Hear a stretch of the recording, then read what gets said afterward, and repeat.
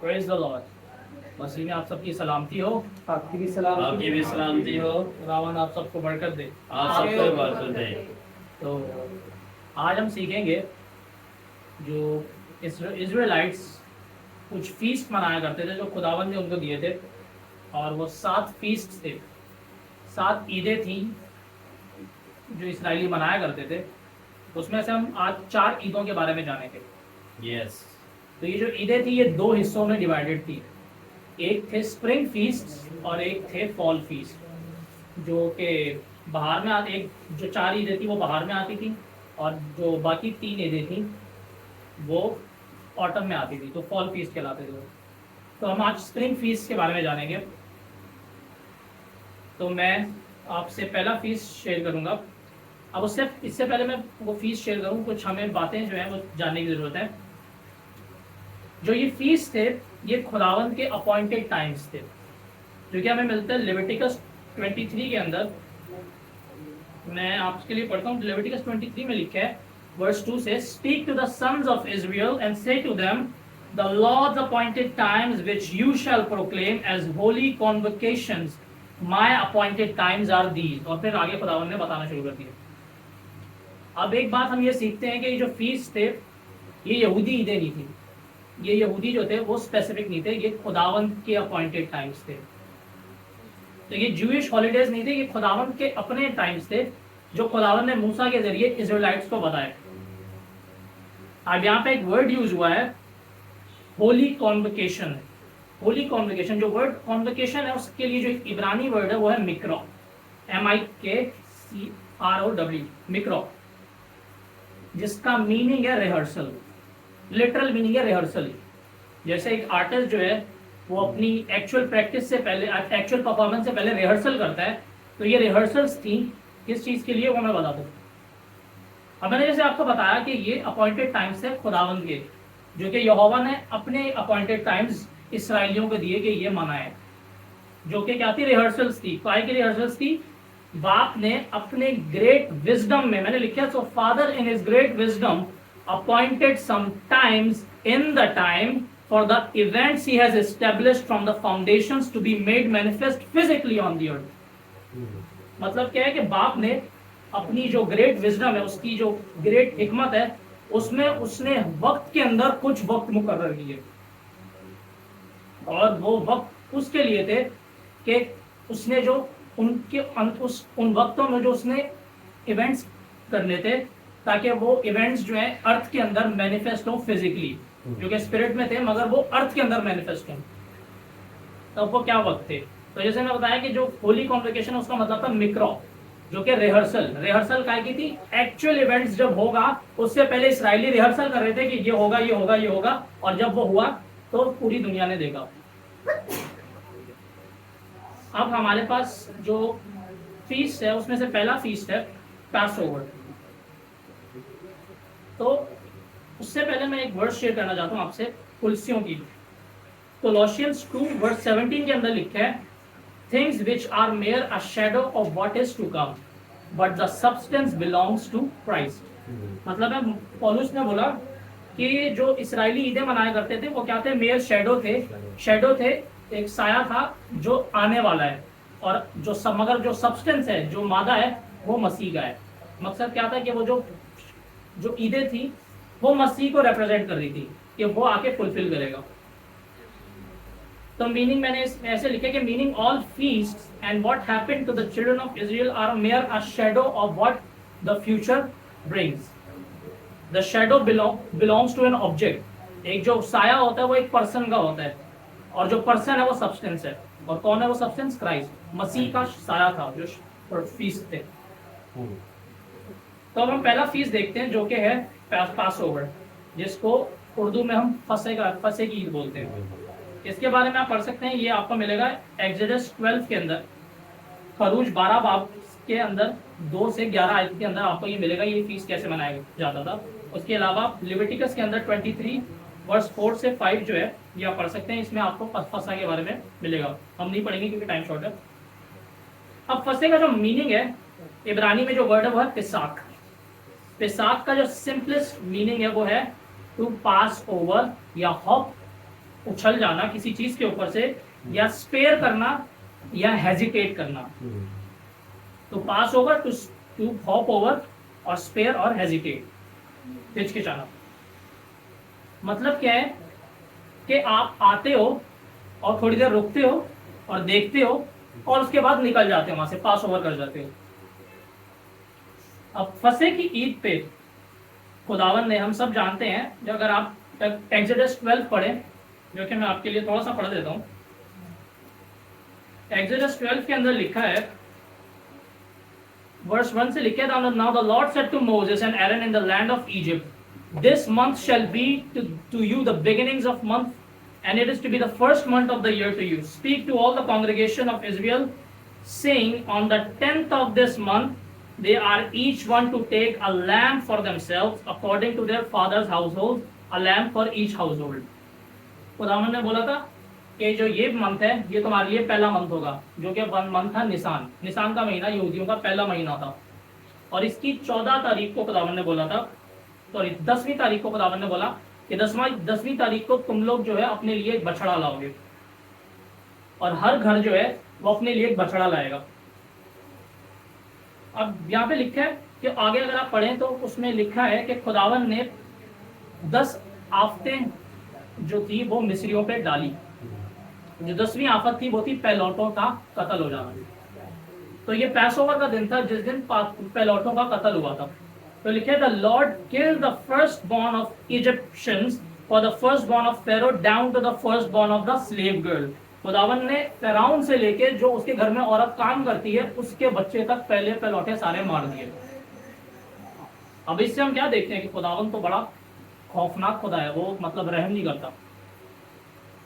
अगर इससे पहले आप सोचें, देखें, अगर आप एक्सोडस शुरू से पढ़े तो ये जो खुदावन ने किया, ये एक तरह से ड्यू जजमेंट थी फिरौन के ऊपर जो उसने किया था। उसने क्या किया था, अगर आप एक्सोडस शुरू से पढ़े, पहले बाप और दूसरे बाप में पढ़े, तो फेरो ने ऑर्डर दिए थे इब्रानियों के पैलौठे जो थे, जो बच्चे हैं, वो कत्ल कर दिए जाएं। लिखा है कि the Pharaoh gave orders to throw the Hebrew sons in river Nile for the crocodiles to eat them, so now the lord is taking vengeance and in his judgement there is no mercy. तो फिरौन ने पहले किया था, फिरौन ने बोला कि जो इब्रानी बच्चे हैं, इब्रानी लड़के, और बच्चियों को छोड़ देना, इब्रानी लड़के अगर कोई पैदा हो तो उसको तुम नाइल के अंदर फेंक देना ताकि क्रोकोडाइल उसको खा लें, क्योंकि नाइल के क्रोकोडाइल बड़े मशहूर थे। तो जो इजराइलाइट्स थे उनको बोला गया था कि 10वीं तारीख को तुमने क्या करना है, एक लैम्ब लाना है, और उसको तुमने 14 तारीख तक रखना है, 4 दिन रखना है, उसके बाद 14वीं तारीख को तुमने उसे ज़िबा करना है। अब जो इब्रानी दिन होता है ना, वो शुरू होता है, जो मतलब बिब्लिकल डे है ना, वो शुरू होता है शाम से शाम तक। वो जैसे आज शाम को अगला दिन शुरू हो चुके, अगली शाम को अगला दिन शुरू हो जाएगा। तो the Hebrew day start from sunset of the previous day, so that it means they would bring the lamp. तो इसका मतलब है कि जो यहूदी थे वो 9वीं तारीख की शाम को लैम्प लाया करते थे, और वो ट्वाइलाइट पे, जो वर्ड है ट्वाइलाइट, इसका आगे मैं बताऊंगा क्या मतलब है, ट्वाइलाइट पे वो उस दिन को, उस लैम्प को कुर्बान कर दिया करते थे। तो मकसद है कि इब्रानी यहूदी जो थे वो 9वीं तारीख को लाते थे, और 13वीं तारीख की ट्वाइलाइट को वो कुर्बान करते थे अपने बछड़े इन द टेम्पल। वो ट्वाइलाइट 13वीं तारीख की ट्वाइलाइट को, ट्वाइलाइट एक वक्त होता है दिन का, मैं बताता हूँ कब होता है, उस पे वो कुर्बान करते थे अपने बछड़ों को, जो वो लाते थे 10वीं तारीख को टेम्पल के अंदर। Then after draining all the blood and skinning, जब उन्होंने बछड़ा कुर्बान कर दिया, अब वो उसकी खाल उतारते थे और सारा खून बहा के वो रोस्ट करते थे पूरा बछड़ा लाइव।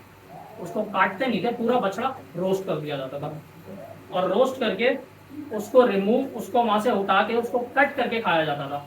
और खुदावन ने हुक्म दिया था कि इसकी हड्डी नहीं टूटनी चाहिए, और वो पूरा बछड़ा ऐसे खाया करते थे। अब जो ट्वाइलाइट है वो वक्त है, ट्वाइलाइट के लिए 2 वक्त यूज होते हैं, एक शाम 6 से 7 बजे का जिसको सन्स डिक्लाइन बोलते हैं, और दूसरा वक्त है 3 से 5 बजे का जिसको सनसेट बोलते हैं। तो ये जो यहूदी जो थे, ये ट्वाइलाइट पे, कौन सी ट्वाइलाइट को करते थे ये मैं आगे बताता हूँ। अब इससे पहले खुदावन ने एक्सोडस 29 के अंदर, एक्सोडस खरूज 29 चैप्टर में हुक्म दिया था, 38 से 41 आयत में हुक्म दिया था मूसा को। मैं पढ़ूंगा नहीं, आप पढ़ सकते हैं। और इसके अलावा ये हुक्म आपको दोबारा मिलेगा गिनती की किताब में 28 बाब में 3 से 4वीं आयत तक। खुदावन ने हुक्म दिया था कि सोख्तनी कुर्बानी 24 घंटे होनी चाहिए, सुबह में और शाम में, कंटिन्यूअल बर्न्ट ऑफरिंग, जो आप पढ़ सकते हैं एक्सोडस 29 के अंदर। खुदावन ने हुक्म दिया था मूसा को कि continual burnt offering of should be offered throughout हर दिन, और वो दिन में 2 दफा होती थी, सुबह में और शाम में। The lord told Moses to offer burnt offering daily, one lamb in the morning and the other in the evening. अब जो हमारे पास यहूदियों की जो ट्रेडिशन है, वो हमें बताता है कि जो सुबह की कुर्बानी होती थी वो 9 बजे होती थी, और जो दोपहर की शाम की कुर्बानी होती थी वो दोपहर 3 बजे होती थी। तो जो दोपहर 3 बजे वो ट्वाइलाइट पे वो इवनिंग सैक्रिफाइस करते थे। अब हमारे पास जो फसा है, फसा जो रिप्रेजेंट कर रहा है डिलीवरेंस को रिप्रेजेंट कर रहा है। मैं इसका जिक्र करूंगा, ये 3 बजे सैक्रिफाइस होती थी, डिलीवरेंस को रिप्रेजेंट कर रहा है। खुद इजराइलाइट्स जो थे वो बाहर निकले कुर्बान उससे, यहूदियों जो इजिप्शियंस थे उनकी गुलामी से बाहर निकले। Though the Israelites, after eating the Passover, they went out of Egypt, which represents the house of slavery. खुदावन ने एक्सोडस 13 वर्स 14 के अंदर एक वर्ड यूज किया, हाउस ऑफ स्लेवरी, कि मैं तुम लोग को बाहर निकाल के लाया इजिप्ट से, जो कि हाउस ऑफ स्लेवरी था। तो उसी तरह हम जो हैं वो स्लेव्स हैं गुनाह के, जिसके लिए मैं पढ़ना चाहता हूँ यूहन्ना की किताब, उसकी 8वां बाब और 34 आयत में लिखा है। ये वर्ड्स इंपॉर्टेंट है। अच्छा, खुदावन यीशु ने परफेक्टली फरीसियों से बोला, truly truly I say to you, everyone who commits sin is the slave of sin. जो गुनाह करता है वो उसका नौकर है, वो उसका गुलाम है। तो इसी तरह हम जो है वो गुनाह के गुलाम है। और इससे आगे पौलुस भी इस बात को आगे वेरीफाई करता है, रोमियो के खत में, रोमियो 6 से 16 आयत में वो बोलता है कि हम जो है गुलाम है, गुलाम। जो गुलाम गुनाह करता है वो उसका, जो जिसका हुक्म मानता है, पौलुस ने लिखा, वो उसका गुलाम है। तो अगर आप सिन गुनाह का हुक्म मानोगे तो आप गुनाह के गुलाम हो, रूह का मानोगे तो रूह के गुलाम हो। अब हम इसको देखते हैं कि ये जो फसा था ये कैसे मैनिफेस्ट हुआ। जो यहूदी रिहर्सल करते आ रहे थे इतने सालों से, तो ये कैसे मैनिफेस्ट हुआ। यीशु जो था वो यरूशलेम में 4 दिन पहले आया था अपनी कुर्बानी से, तो क्रूसिफिक्शन से 4 दिन पहले ही आ गया था वो यरूशलेम में, जिसको हम पाम संडे बोलते हैं। वो पाम संडे वाले दिन यरूशलेम आ गया था। और क्या हुआ, यहूदियों ने उसको एग्जामिन किया। अभी जो 4 दिन होते थे ना, जो 10वीं तारीख को लाया करते थे बकरा, जो बर्रा था, और 4 दिन ये जो यहूदी थे वो एग्जामिन किया करते थे कि बकरा जो है ब्लेमलेस होना चाहिए, स्पेकलेस होना चाहिए, उसमें कोई स्पॉट नहीं होना चाहिए। तो ये हुक्म था कि स्पॉटलेस होना चाहिए बकरा। वो देखते रहते थे कि इसमें कोई मसला तो नहीं है। तो जीसस जो था वो 4 दिन पहले यरूशलेम आ गया, पाम संडे वाले दिन। और यहूदी जो थे इसी दौरान उसको ज़्यादा टेस्ट किया। अगर आप मैथ्यू की वर्स पढ़ो, मैथ्यू के चैप्टर 22 पढ़ो, तो उसमें ज़्यादा जो थे यहूदियों ने क्राइस्ट से क्वेश्चंस किए कि हमें ये बता। तो वो टेस्ट कर रहे थे उसको। और क्या हुआ, ऑन द 10th, अब ऑन 10वीं तारीख को वो बर्रा लाया करते थे। तो जो 4 दिन थे यहूदी जो थे वो यीशु को टेस्ट कर रहे थे। और मैं पढ़ता हूँ आपके लिए मत्ती की अंजील 22 बाब,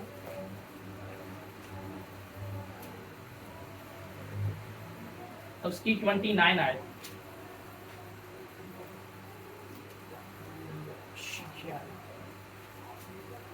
अब वर्स 29 के अंदर लिखा है,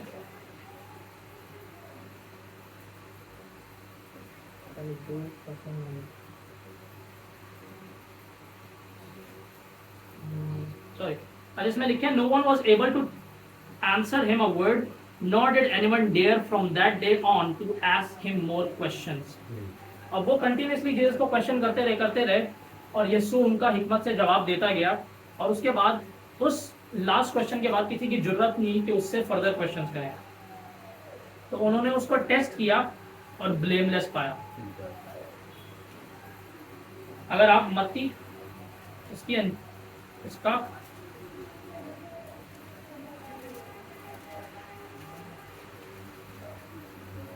26 बाब पढ़े और उसकी वर्स 59 पढ़े। 59, अब उसको उन्होंने वो टेस्ट करते रहे और कोई उनको मिला नहीं कि इसको हम कैसे अक्यूज करें। और जब पकड़ भी लिया, जब उसको यीशु को पकड़ भी लिया, सेनेटरी में लेके आए वो हाई प्रीस्ट के सामने, तब भी लिखा है कि now the chief priest and the whole council kept trying to obtain false testimony against Jesus so that they might put him to death. अब उनको सही सबूत तो मिला नहीं, वो झूठी जो थी वो टेस्टिमनीज क्रिएट करना शुरू कर दिया कि कोई झूठी टेस्टिमनी मिल जाए इसके लिए। तो क्राइस्ट वाज ब्लेमलेस। अब क्योंकि जीसस जो था उसके अंदर कोई डिफेक्ट नहीं था और उसने खुद अपने किरदार के बारे में टेस्टिफाई किया। यूहन्ना 14:30 में लिखा है कि the ruler of this world कम, इस दुनिया का हुक्मरान आता है मगर उसका मुझ में कुछ नहीं। क्या मतलब? उसने बोला कि उसका मुझ में कुछ नहीं, मैं ब्लेमलेस हूं, उसका किरदार है ही नहीं मुझ में। तो शैतान का किरदार था ही नहीं क्राइस्ट में। तो इससे हमें क्या पिक्चर मिलती है? तो पास ओवर जो था वो यहूदी जो थे वो 10 तारीख को लाते थे बछड़ा और 14वीं तारीख को जो थे वो कुर्बान करते थे 3 बजे। तो इसी सेम डेट पे क्राइस्ट जो था वो 3 बजे क्राइस्ट ने 3 बजे जो था जीसस जो था वो क्रूसिफाई वो उसने अपनी जान निकाल दी थी। तो सुबह 9 से 3 बजे तक वो सूली पे था और 3 बजे उसने अपनी जान दे दी। कौन सी तारीख को? फ्राइडे का दिन था जो कि 14वीं तारीख होती है निसान की। और उसी 3 बजे बर्न ऑफरिंग खुदा ने दी इस आदम के सिन के लिए, एक्ट जो फाइनल बर्न ऑफरिंग, आखिरी बर्न ऑफरिंग जो कि पूरी हो गई। तो क्राइस्ट ने पास ओवर पूरा कर दिया जो कि असल में आदम का गुनाह था। आदम के गुनाह के लिए उसने आखिरी कुर्बानी दे दी कि अब फर्दर बर्न ऑफरिंग्स की जरूरत नहीं है। जो कि पास ओवर था वो मनाया जाता था, अब उसकी जरूरत नहीं है। अब पास ओवर में एक और भी इंस्ट्रक्शन दी गई थी खुदावंद की तरफ से, वो ये थी कि यहूदी जो थे वो पास ओवर खाते थे बिटर हर्ब्स के साथ। बिटर हर्ब्स जो हैं, बिटरनेस, कड़वे मतलब जो बीज होते थे उनके साथ खाते थे। और कड़वे बीज रिप्रेजेंट करते हैं इजराइल्स की जो स्लेवरी लाइफ थी, उनकी बिटरनेस में जो बॉन्डेज, लाइफ ऑफ बॉन्डेज थी, वो रिप्रेजेंट करती है। खुदावंद ने उनको ये हुक्म दिया था कि तुम बिटर हर्ब्स के साथ खाओगे ताकि तुम जब पास ओवर मनाओ तो तुम याद करोगे तुम किस चीज से निकले हो, बिटरनेस से निकले हो तुम, बिटरनेस ऑफ बॉन्डेज। और जीसस के केस में ये रिप्रेजेंट करती है बिटरनेस ऑफ बिट्रेयल। यहूदा का जो बिट्रेयल था उसकी बिटरनेस कि मेरा अपना बंदा जिसके साथ मैं 3 साल रहा हूँ, पूरी मेरी खिदमत की उसने, और वही मुझे धोखा देगा। तो ये बिटर हर्ब्स जो है इस चीज को रिप्रेजेंट करते हैं। और इसके बाद जो यहूदी थे वो अनलेवेंड ब्रेड जो था वो खाते थे पास ओवर के साथ। अब जब ब्रेड जो है वो पकाई जाती है तो उसको खमीर लगने में टाइम का, खमीर जो है ब्रेड को फुलाता है तो उसको देर लगती है। तो खुदावन ने उनको बोला था कि तुम लोग ब्रेड को फूलने का वेट नहीं करना, जैसी भी पकी हो उठा के खा लेना क्योंकि तुम्हें जल्दी खाना है। तो वो अनलेवेंड ब्रेड खाया करते थे जिसको ब्रेड ऑफ हेस्ट भी बोलते हैं। And this bread could last. अब जो अनलेवेंड ब्रेड होती है ये खमीरी ब्रेड से ज्यादा देर चल जाती है। अगर आप खमीरी ब्रेड लाओ तो वो जल्दी सड़ जाएगी, मगर अनलेवेंड ब्रेड जो है वो ज्यादा देर चल जाएगी। तो ये रिप्रेजेंट करता है, जो खमीर है वो एक तरह से गुनाह को रिप्रेजेंट करता है और गुनाह जो है वो आपको स्लो करता है। गुनाह आपको गिराए, स्लो कर देगा, आपकी स्पिरिचुअल प्रोग्रेस को स्लो कर देगा। अगर आप गुनाह ना करो तो आप तेजी से स्पिरिट में ग्रो होगे, अगर गुनाह के साथ आप देर लगेगी और आप में मसले चलते रहेंगे। ओके, तो हमने ये देखा कि पैस ओवर कैसे जो है वो क्राइस्ट की सेक्रीफाइस को रिप्रेजेंट करता है। अब जो बहुत मोस्ट एक आखिरी इंपॉर्टेंट चीज़ है पास ओवर के लिए वो ये थी कि यहूदी जो थे वो ये जो खून था बछड़े का वो अपने डोर पे 3 जगह लगाया करते थे। लिखे हैं एक्सोडस 12:7 में लिखे they were told to put some blood on the 2 door post. जो दरवाजे के इर्द गिर्द जो 2 लकड़ियां होती हैं उनको डोर पोस्ट बोलते हैं, और उसके ऊपर एक ईंट हुआ करती थी। ईंट होती थी, ये लकड़ी की एक चीज होती थी जो स्टेक जो सपोर्ट के लिए होती थी, जिसको लिंटल बोलते हैं, और उस पर भी वो लगाया करते थे। तो ये 3 जो स्पॉट्स हैं, ये जो 3 लकड़ी के पीसेज हैं, ये एक तरह से क्रॉस को जाहिर करते हैं। और ये अगर आप पूरी पिक्चर बनाओ तो ये क्रॉस के 3 टुकड़े बनते हैं। अब हमने देखा कि पास ओवर जो था वो कैसे खुदावन जो था उसने पूरा किया। अब कुछ हम हिस्टोरिकल रिकॉर्ड देखते हैं फैरिसीज और सैडुसीज का। जो फैरिसीज थे वो पास ओवर मूसा के दिए हुए लॉ पे नहीं मनाते थे, वो 15वीं तारीख को मनाते थे। और जो सैडुसीज थे वो 14वीं तारीख को मनाते थे। ये यहूदी जो ट्रेडिशन है वो बताता है। तो जो उसके बाद क्या हुआ, जब यहूदी जो थे वो आगे टीचिंग चली तो वो फैरिसेइक लॉ था जो आगे ट्रेडिशन फॉलो होने लग गया। और आज भी यहूदी जो है वो फैरिसेइक लॉ ही मनाते हैं, और वो 15वीं तारीख को पैसोवर मनाते हैं, जो कि लॉ के अगेंस्ट है। मूसा ने 14वीं तारीख को बोला था। अब इससे हमें क्या सीखने को मिलता है, तो जो फसा है वो रिप्रेजेंट कर रहा है अ वे आउट, बाहर निकलने का एक रास्ता, जो कि इजराइलाइट्स के लिए था, ये इजिप्ट से बाहर निकलना। तो लिखा है कि Israelites after coming out of Egypt met an obstacle on the way of wall. अब जब इजरायली जो थे वो इजिप्ट से बाहर निकले तो उनके सामने एक दीवार खड़ी हो गई, और वो दीवार क्या थी, समुंदर। अब वो निकल तो आए बाहर, मगर आगे समुंदर है, और वो इम्पॉसिबल था कि आप कैसे, इतना गहरा समुंदर आप कैसे तैर के जाओगे, और पीछे इजिप्शियंस आ रहे हैं, पीछे आपका दुश्मन आ रहा है, आप कैसे इतनी जल्दी जो है तैर के जाओगे, वो तो आपको पकड़ के मार देंगे। एक तरह से इम्पॉसिबल चीज थी उनके लिए उस समुंदर को पार करना, और पीछे उनके दुश्मन आए हुए हैं, और वो जो थे they would have died but on the सही है। अब खुदावन ने उनके लिए क्या किया, एक रास्ता बनाया। अब ये मैंने बताया पास ओवर जो है वो एक वे आउट रिप्रेजेंट करता है। तो जब आपके सामने एक ऑब्स्टिकल है, और खुदावन ने क्या किया, एक दीवार थी, उस दीवार के अंदर छेद करके एक रास्ता बना दिया। The Lord pierced through the wall that was impossible to be pierced and made a doorway. The sea was opened and they were saved from the Egyptians. और वो इजिप्शियन से बच गए। उसी तरह जब हम जो है अपनी गुनाह की गुलामी में थे, और इम्पॉसिबल था कि हम जो थे वो इस से निजात पा सकते थे, हम इम्पॉसिबल था कि हम खुदावंद के गजब से बच सकते, मगर खुदावंद आया, वो खुद नीचे आया और उसने हमारे लिए रास्ता बनाया, और वो रास्ता क्रॉस है। और आप जब क्रॉस से गुजरते हो, मतलब आप जब ईमान लाते हो, बपतिस्मा लेते हो, तो आप क्रॉस से गुजर रहे हो। आप जब क्रॉस से की दूसरी तरफ जाते हो तो आप जिंदगी में चले गए, brought from death to life. तो इसी तरह ये पास ओवर जो है वो हमारे लिए एक रास्ता क्रिएट किया खुदावन ने, जो कि यहूदी जो थे रिहर्सल करते थे कि रास्ता क्रिएट होगा, जो उनके लिए हुआ, और अब हमारे लिए रास्ता क्रिएट हो गया। अब जो पास ओवर है वो रिप्रेजेंट करता है कि आप जब नए सिरे से पैदा होते हो और क्राइस्ट ने आपके लिए कुर्बानी दे दी, अब आप जिंदगी में आ सकते हो। तो जिंदगी में आना जो है वो पास ओवर को रिप्रेजेंट करता है, आप सेव हो गए हो।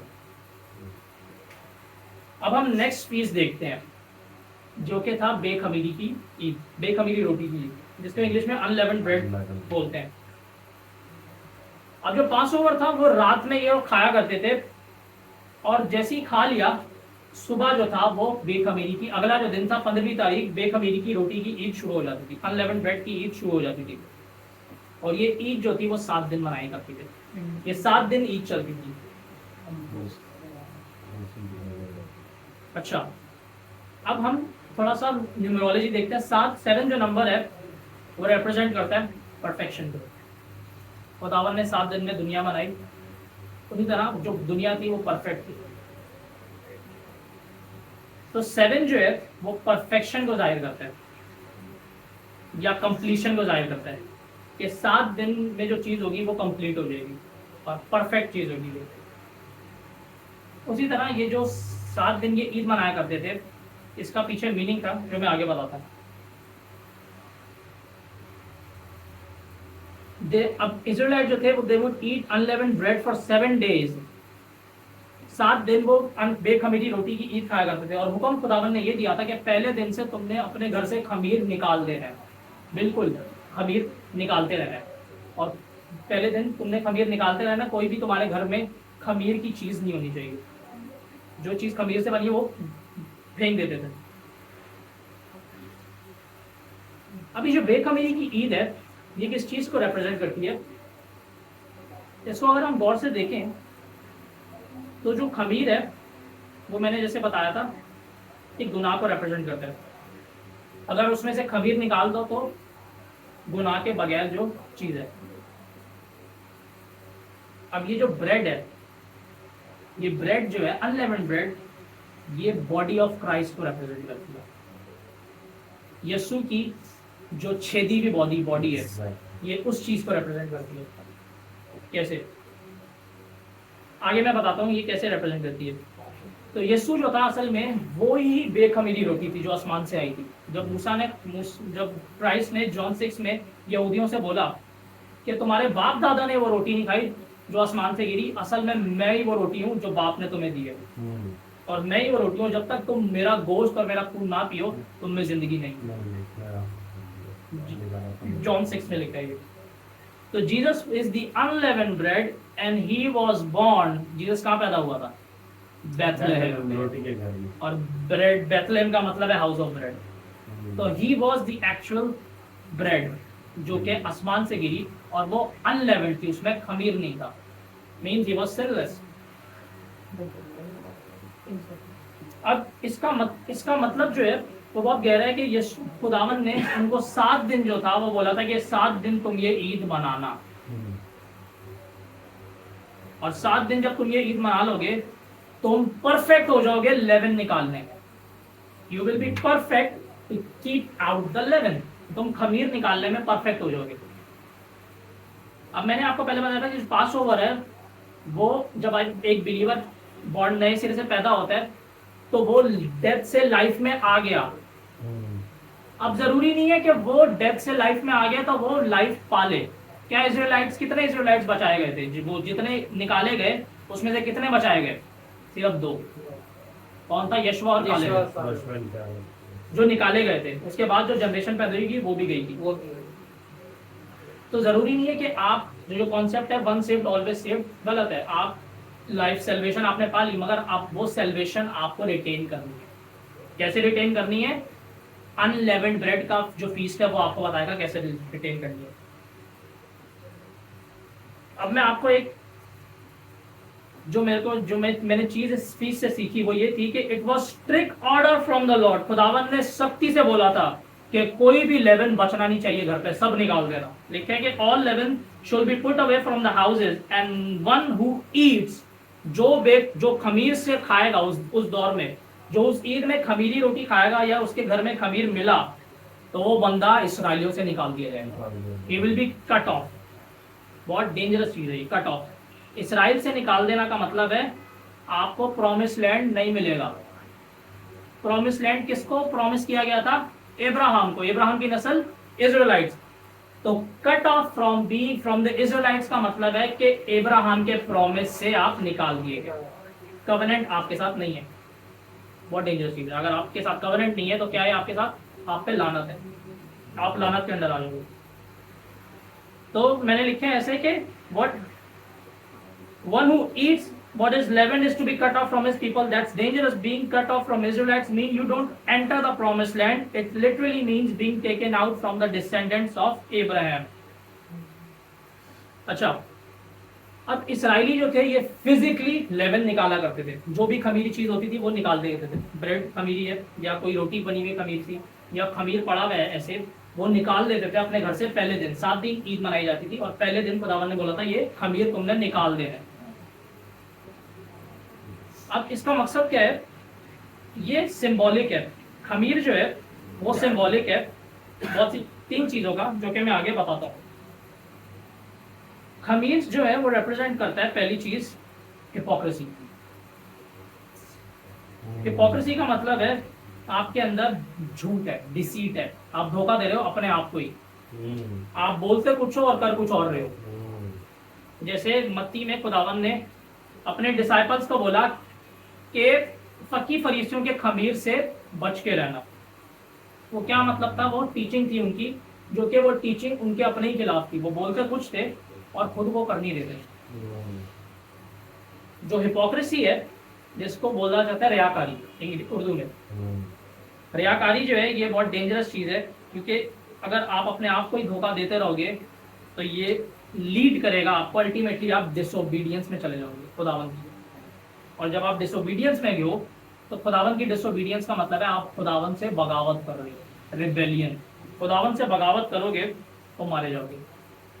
और if you appear to be following the commands of God, मैंने ऐसे लिखे कि आप बाज़ाहिरी तो ऐसे दिख रहे हो कि आप खुदावन के हुक्मों पे चल रहे हो, मगर इनसाइड आप अपने खुद के बनाए हुए हुक्मों पे चल रहे हो और मैन मेड हुक्मों पे चल रहे हो, जो कि स्ट्रेट डिफायंस है। डिफायंस का मतलब होता है कि आप मुंह पे किसी को वो क्या कहते हैं, रेजिस्ट कर रहे हो और खुदावन के हुक्मों का मुंह पे डिफायंस कर रहे हो, जो कि लीड करेगा रिबेलियन पे, बगावत करोगे मारे जाओगे। हिपोक्रेसी बहुत डेंजरस चीज है। उसके बाद जो दूसरी चीज है सिन, जो फिर खमीर है वो रिप्रेजेंट करता है गुनाह को, सिन को।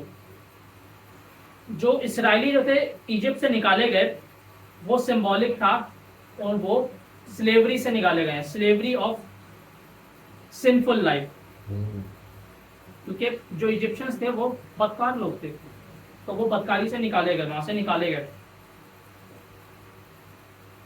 रोमियो में पौलुस लिखता है ऐसे, रोमियो 6 बाब 17 से 18 आयत तक, but God B thank that through you were slaves, though you were slaves of sin, yet you obeyed from the heart that from the doctrine to which you were delivered, and having been set free from sin, you become slaves of righteousness.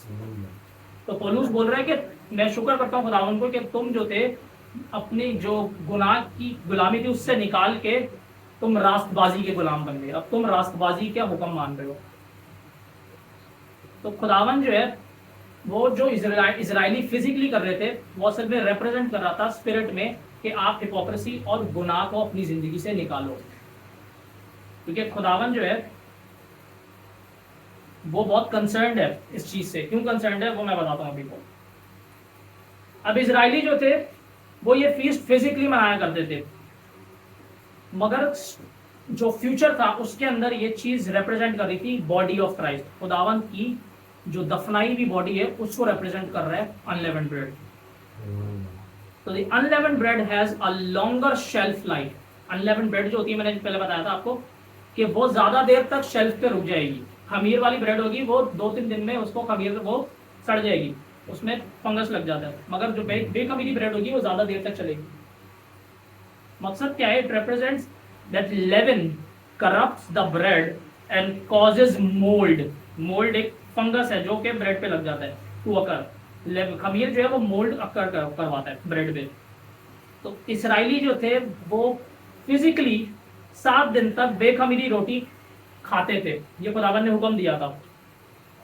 Which means the body of Christ was to be perfect unleavened bread that came from above. खुदावन की जो body थी वो perfect unleavened bread थी जो कि आसमान से आई। So unleavened bread is symbolic of sinless or incorruptible body of Christ.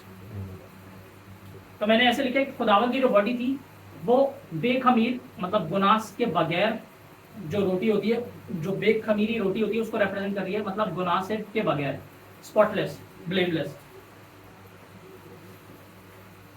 अब खमीर जो है वो बहुत डेंजरस चीज है। पहले करंथियों 5वें बाब 6 से 8 आयत में पौलुस ने लिखा है कि like a little leaven make whole dough to be puffed up, likewise if one person is living a sinful life and the church does not clear him out, the whole church will soon be corrupted, and the Lord will not allow his body to be corrupted. बहुत dangerous चीज है। और खुदावन ने क्यों emphasis दिया इजराइलियों को कि खमीर निकालो, क्योंकि बाप जो है अपने बेटे की बॉडी को करप्ट नहीं होने देगा, क्योंकि वो रिप्रेजेंट कर रही थी, इसने बोला कि मेरे बेटे की बॉडी करप्ट नहीं होगी, वो सिनलेस होगी। इसलिए इस्राएलियों को हुक्म था कि जो कोई खमीर खाएगा उसको निकाल दिया जाएगा। बहुत डेंजरस चीज।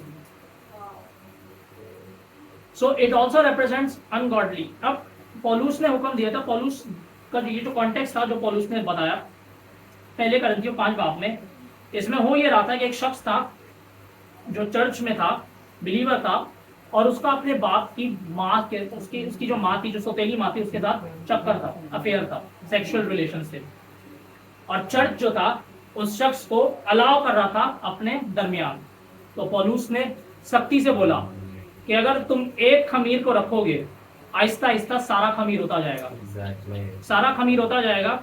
और इसीलिए मैंने ऐसे लिखा, so it also represent ungodly और immoral person who does not change his way of life and repent after being warned of his sin, so the church must take out such people. इसीलिए बहुत dangerous है अगर आप ऐसे शख्स को अपने साथ रखो, क्योंकि वो आहिस्ता आहिस्ता बाकियों के अंदर भी खमीर डालता रहेगा। लिखा है कि क्योंकि अगर आप देखो कि हल्का सा खमीर जो है आप ब्रेड में डालो तो आहिस्ता आहिस्ता पूरी ब्रेड खमीर से भर जाती है, और खमीर पफ अप करता है। पफ अप का मतलब है प्राइड से भरता है, पफ अप करता है ब्रेड को।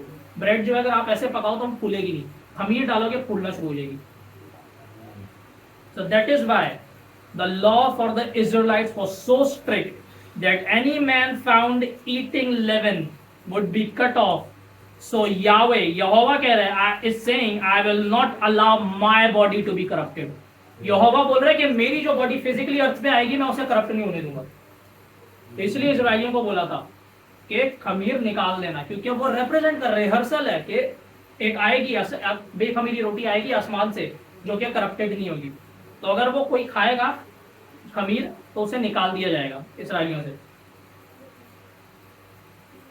तो हमने ये देखा कि जो बेखमीरी रोटी की है वो क्राइस्ट की जो क्रूसिफाइड बॉडी थी जो दफनाई गई उसको रिप्रेजेंट कर रही है। The passover represents salvation from sin. The Israelites were physically taken out of slavery. अब इस्राएली जो थे वो फिजिकली निकल तो गए थे इजिप्ट से, मगर उनका माइंडसेट जो और हैबिट्स जो थी वो अभी भी आइडोलेट्रस थी। they still wanted comfort, they were still comfort lovers and they would remember their days of slavery. जब उन पे मुसीबतें आई तो उनको अपनी गुलामी के दिन याद आने लग गए और ग्रम्बल बुड़बुड़ाने लगे मूसा के खिलाफ और खुदावन ने उनको टेस्ट किया। इसी तरह जब एक शख्स नए सिरे से पैदा होता है और फैमिली में ऐड होता है, खुदावन की फैमिली में आ गया और उस पे फजल हुआ, and receives grace to know the Lord like the Israelites after getting out of Egypt. अगर आप देखो गौर से पढ़ो जो ये एक्सोडस है उसमें क्या था, इजरायली गुलामी में है और जब गुलामी से बाहर आ गए अब खुदावन के साथ हैं वो, और वो खुदावन का जलाल देख रहे हैं। उन्होंने बाप की आवाज सुनी, उन्होंने क्लाउड देखा, उन्होंने जो आग का पिलर था वो देखा, जलाल देख रहे हैं। मतलब है कि जब आप फैमिली में आते हो आप जलाल देखते हो। जैसे हमारे दरमियान भी एक शख्स था जो जलाल देखा करता था, तो आप जलाल देखते हो, आपके ऊपर फजल होता है कि आप जलाल देख सकते हो। और वो खुदावन को देखा करते थे, किसकी वजह से? मूसा की वजह से, क्योंकि मूसा जो था वो उनका मीडिएटर था एक तरह से। When God tested, likewise when one is born again, that one is added in the family and receives grace to know the Lord, like Israelites after getting out of Egypt, saw the glory of God on Mount Sinai and overcame and heard the voice of God audibly. और उन्होंने खुदावन की आवाज सुनी audibly. Actually they are given opportunity. अब ये बहुत important चीज, जब आप फैमिली में आते हो तो आपको अपॉर्चुनिटी दी जाती है कि तुम खमीर निकालो। You are given an opportunity कि आप फ्लैश को ओवरकम करो और अपने माइंड को रिन्यू करते रहो। और ये मैंने बताया ईद जो थी 7 दिन मनाया करते थे। क्यों? 7 दिन में आप परफेक्ट हो जाओगे खमीर निकालने में। क्यों? क्योंकि अब आपको दूसरों का खमीर निकालना है। It lasted 7 days that we must be perfected in renewing our minds and overcoming self.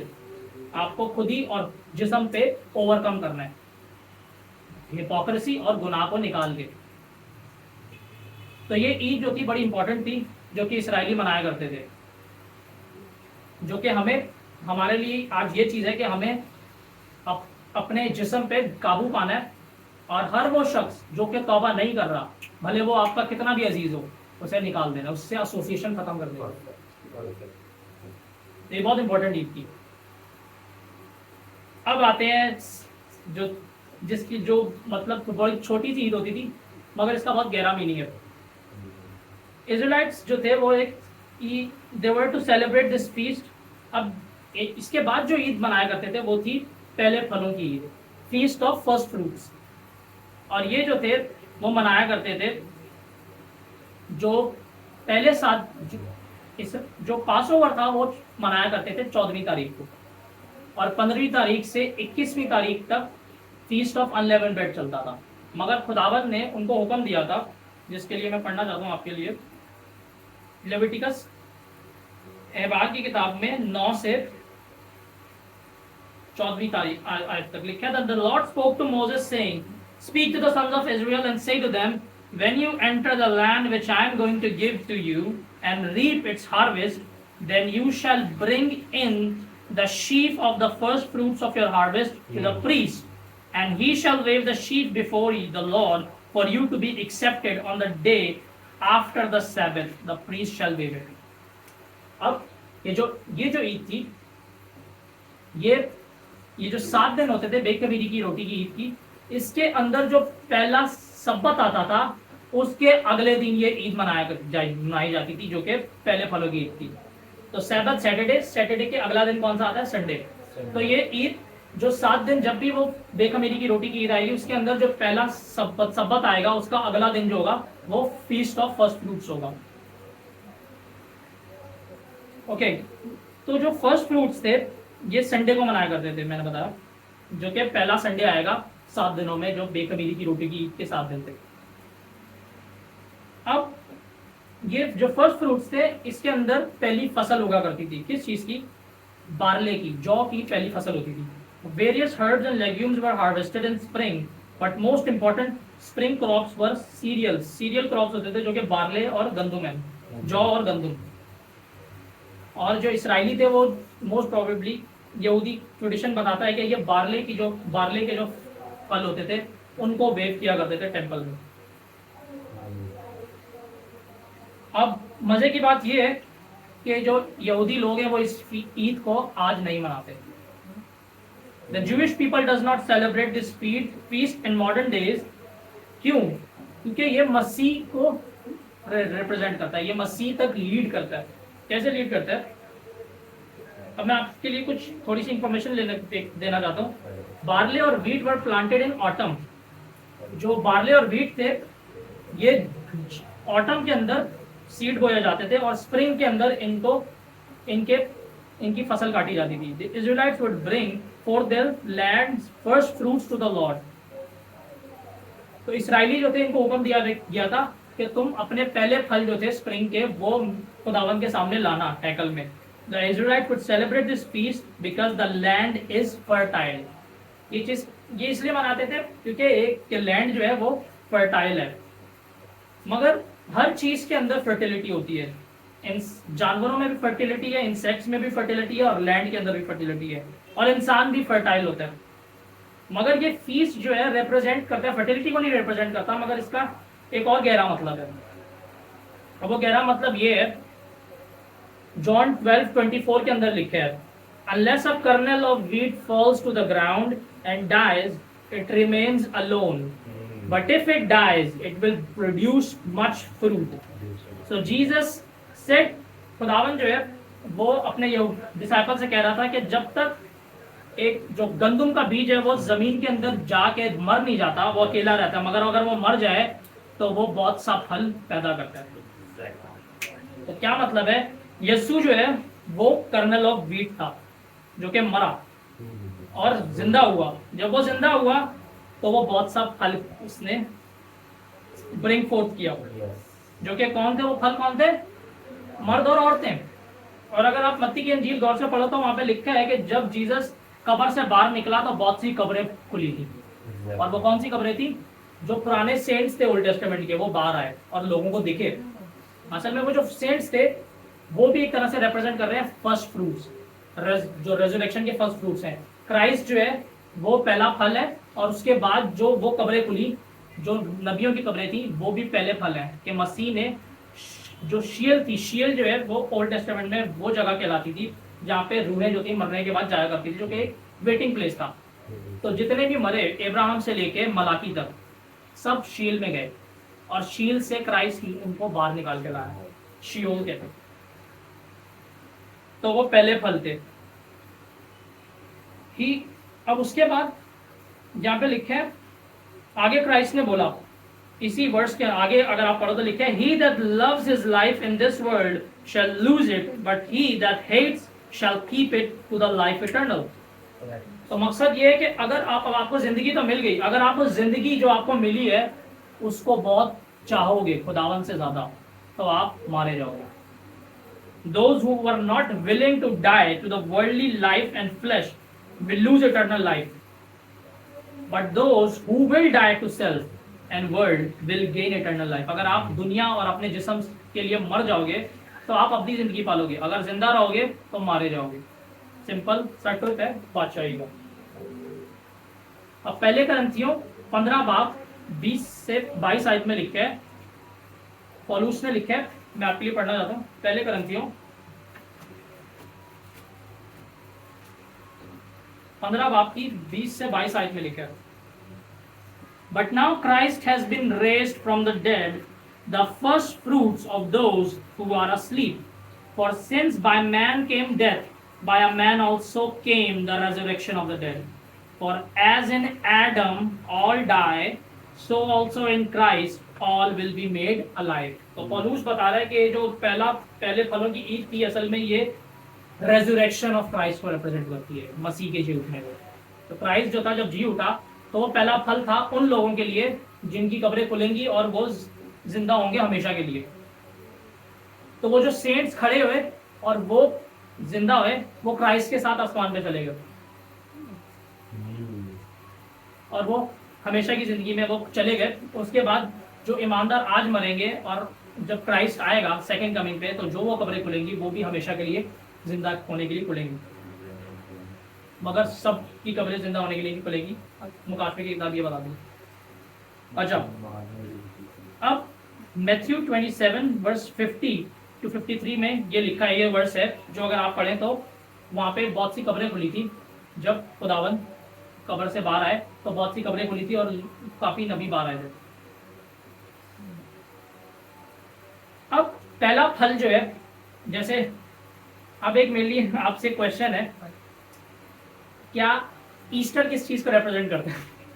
हमने जब ईस्टर के बारे में सीखा था कि हम ईस्टर जो है वो रेजरेक्शन ऑफ क्राइस्ट को रिप्रेजेंट करता है, जो कि गलत है। असल में फीस्ट ऑफ फर्स्ट फ्रूट्स जो है वो रेजरेक्शन ऑफ क्राइस्ट को रिप्रेजेंट करता है, जो कि फोरशैडो होता है। जैसे मैंने बताया कि रिहर्सल है, इजरायली मनाया करते थे, रिहर्स कर रहे हैं, पहले फल मना रहे हैं, ये नहीं पता क्या चीज है। वो आगे जाके बाप ने बताया कि ये मेरा बेटा जो है जब कब्र से बाहर निकलेगा तो ये पहला फल है।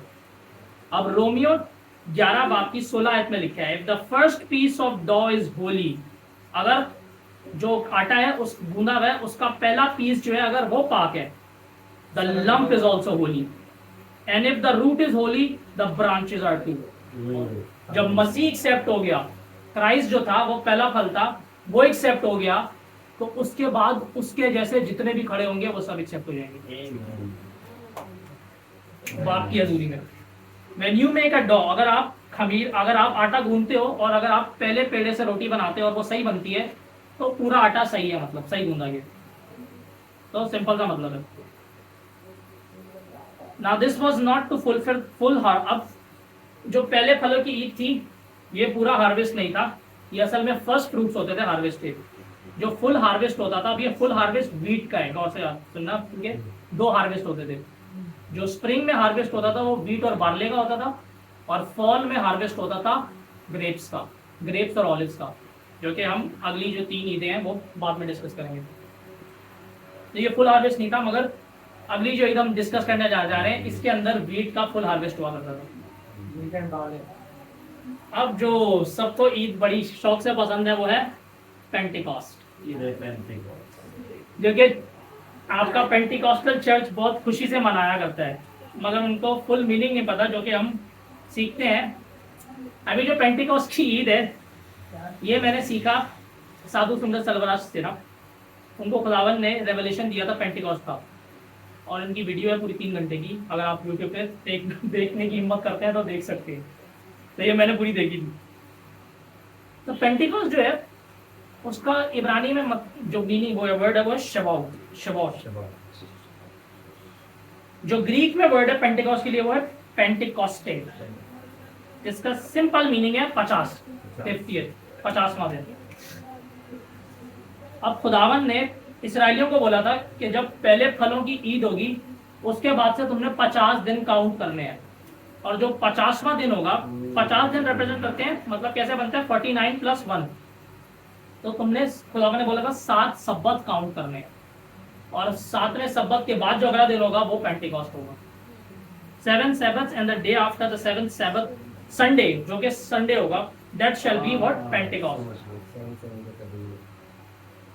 और इसको एक और नाम से भी जाना जाता था, फीस्ट ऑफ वीक्स, क्योंकि 7 सब्बत काउंट किया जाते थे। और ये जो ईद थी ये तीसरे महीने में मनाई जाती थी। जो पहली 3 ईदें हमने देखी वो पहले महीने में मनाई जाती थी, मगर जो ये पेंटिकॉस्ट है ये 7वें महीने में, 7वां जो तीसरे महीने में, तीसरा महीना है सिवान, सिवान का महीना तीसरा महीना यहूदियों का। ओके, पेंटिकॉस्ट जो है वो 3 इवेंट्स को रिप्रेजेंट करता है। बाइबल में जो हमें मिलते हैं 3 कुछ चीजें हुई थी, 3 इवेंट्स हुए थे बाइबल के अंदर। उन चीजों वो इवेंट्स जो है पेंटिकॉस्ट को रिप्रेजेंट करते हैं, जिनमें से 2 जो हैं वो हो चुके हैं और एक होगा फ्यूचर में, आहिस्ता आहिस्ता होगा। अच्छा, पहली चीज जो है वो है गिविंग ऑफ द लॉ। जब खुदावन ने शरीयत दी, पेंटिकॉस्ट के दिन शरीयत आई थी।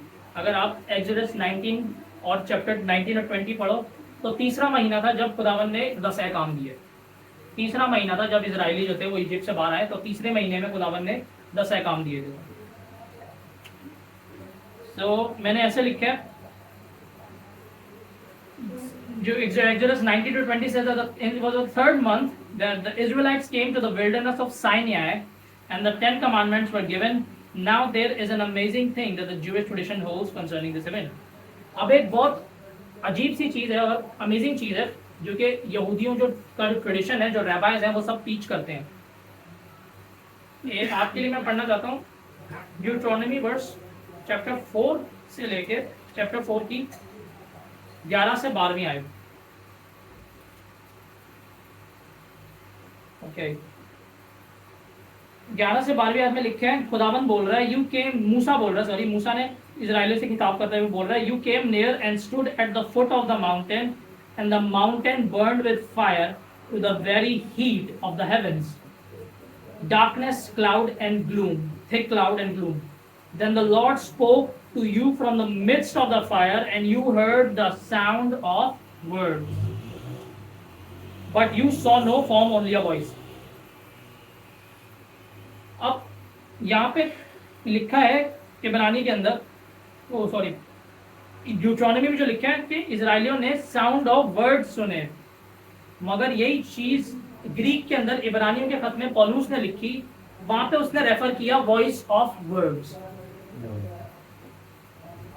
तो मतलब क्या है साउंड ऑफ वर्ड्स और voice of words?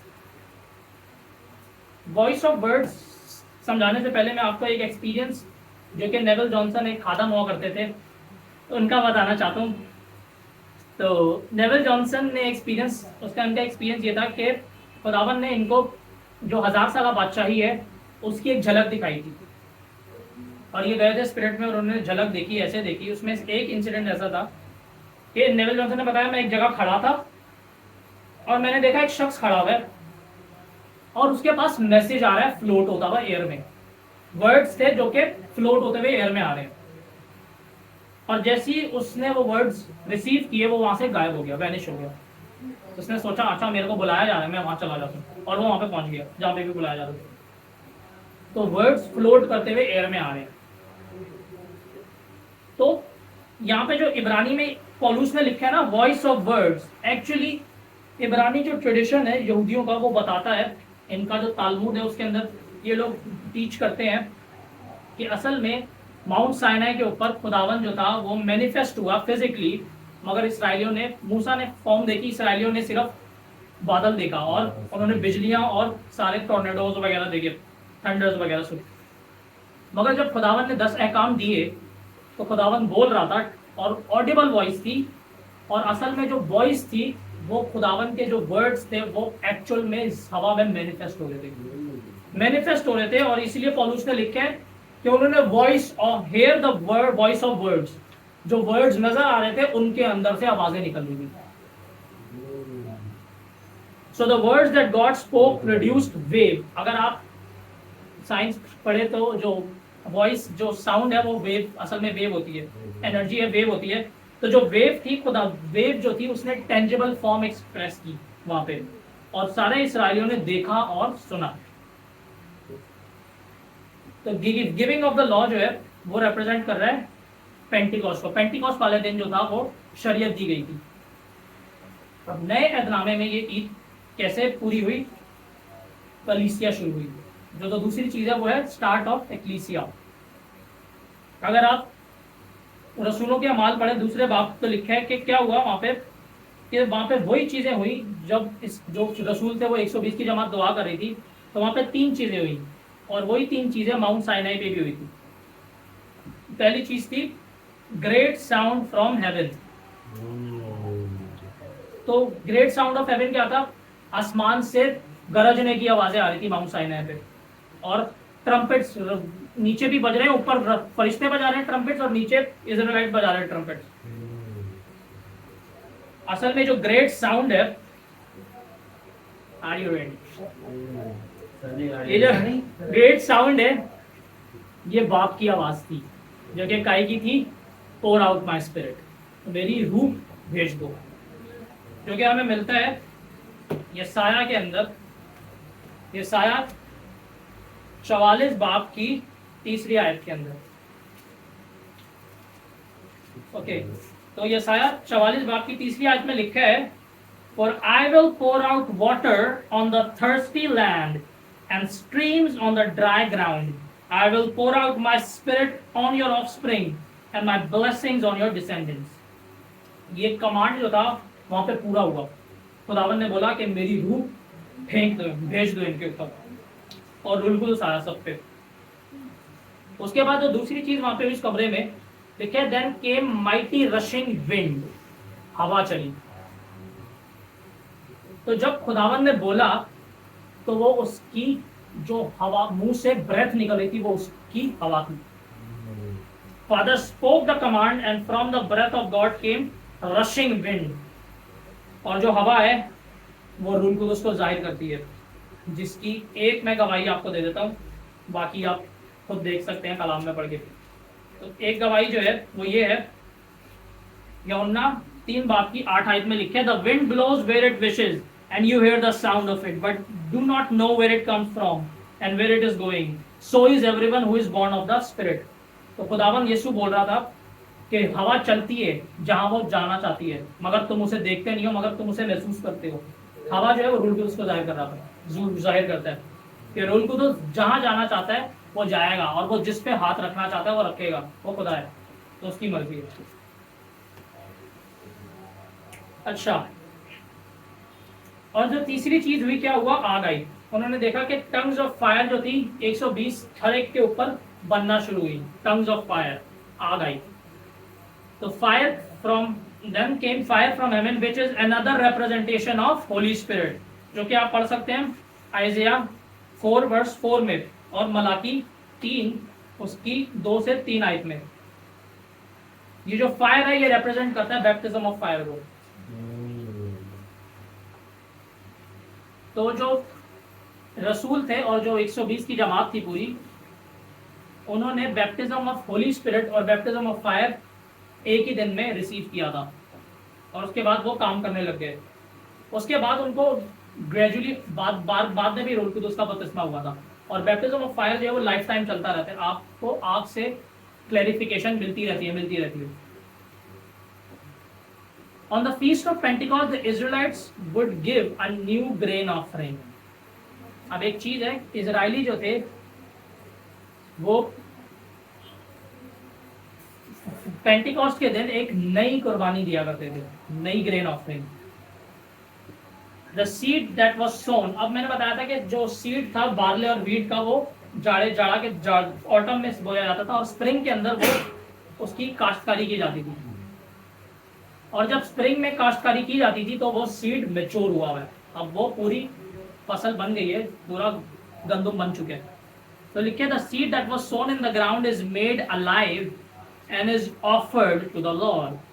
The Israelites were told to bring 2 loaves of bread with leaven. बहुत इंपॉर्टेंट है। इसराइली जो थे, अगर आप, मैं आपके लिए पढ़ देता हूँ, लेविटिकस 23 के अंदर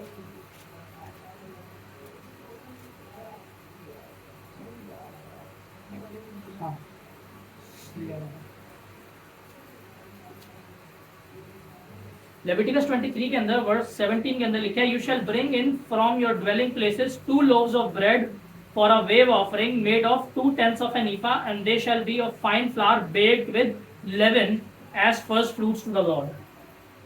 अब बेखमीरी की रोटी के दिन वाले में ये लोग खमीर निकाला करते थे, मगर पेंटिकॉस्ट वाले दिन खुदावन ने बोला कि तुम मेरे सामने 2 रोटियां लाओगे खमीर से बनी हुई। This represents 2 categories. ये जो खमीर से बनी हुई रोटी, ये 2 कैटेगरीज को रिप्रेजेंट कर रहा है, इजराइलिट्स और जेंटाइल्स को, और दोनों खमीर से भरे हुए थे। This represents 2 categories of people with sin, गुनाह से भरे हुए, Jews and Gentiles that make up the church. कलीसिया यहूदी और जेंटाइल से बनी हुई है। So on this day the lord made alive. अब ये बहुत इंपॉर्टेंट चीज है, जो चर्च था वो मरा हुआ था, पेंटिकॉस्ट वाले दिन उसे जिंदा किया गया, कलीसिया खड़ी हुई, जिंदा की गई। सो on this day the lord made alive his church, और उसे जोड़ दिया गया रूल कुदस से। इफिसियों 5 बाब में ये लिखा हुआ है, आप पढ़ सकते हैं। इंसान जो था वो मरा हुआ था, जब एक बच्चा पैदा होता है तो वो मरा हुआ पैदा होता है, मतलब स्पिरिचुअली डेड होता है, वो स्पिरिचुअली डेड होता है, उसकी जो स्पिरिट है वो मरी भी होती है, वो खुदावन को नहीं जानता, और शुरू से आपका दिमाग बागी है खुदावन से। जब आप नए सिरे से पैदा होते हो तो आप रूह से जोड़े जाते हो, होली स्पिरिट से आप ज्वाइन होते हो। अब एक एग्जांपल है, जैसे जब एक मर्द का बीज जो वो है स्पर्म है, औरत के एग से ज्वाइन होता है तो जिंदगी पैदा होती है। इसी तरह खुदावन का जो बीज है वो होली स्पिरिट है, तो जब वो एक इंसान से जोड़ा जाता है तो वो जिंदा हो जाता है। अब वो केपेबल है खुदावन से रूबरू मिलने के, वो अलग चीज़ है कि वो कोशिश कि वो उसमें कामयाब होता है कि नहीं, वो अलग चीज़ है, मगर केपेबल है, उसमें एबिलिटी है, वो उसको यूज करना जानता है कि नहीं, ये उसके ऊपर है। So when the seed of man joins with the egg of woman, life is born. So Holy Spirit is the seed of God, and when he was put into the believers, they were made alive on the day of Pentecost. तो इसी तरह जो church था वो जिंदा हुआ और उसमें जिंदगी आई कि वो जिंदगी अब आगे दूसरों तक ट्रांसफर करें, और जो उन्होंने किया। तो इसी तरह दूसरे करंथियों 3:17 में लिखे, Now the Lord is that Spirit, and where the Spirit of the Lord is, there is liberty. तो पेंटिकॉस्ट जो है वो एक और चीज को रिप्रेजेंट करता है, जो है आजादी। किस चीज से आजादी? जहाँ रूह है वहाँ आजादी है। और इनफैक्ट जो नंबर 50 है वो रिप्रेजेंट ही करता है लिबर्टी को, क्योंकि इसराइली एक और ईद मनाया करते थे जो कि होती थी फीस्ट, जो कि 50 सालों की ईद होती थी, जिसको जुबली बोलते हैं। वो हम किसी और दिन डिस्कस करेंगे। ओके, तो freedom and one who brings that freedom is Holi spirit. तो रूल कुदस जो है वो आजादी लाता है। किस चीज से आजादी? शरीयत से। शरीयत जो थी वो आपको कंडेम करती है, अगर आप उसे पूरा ना करो तो शरीयत अदालत लाती है।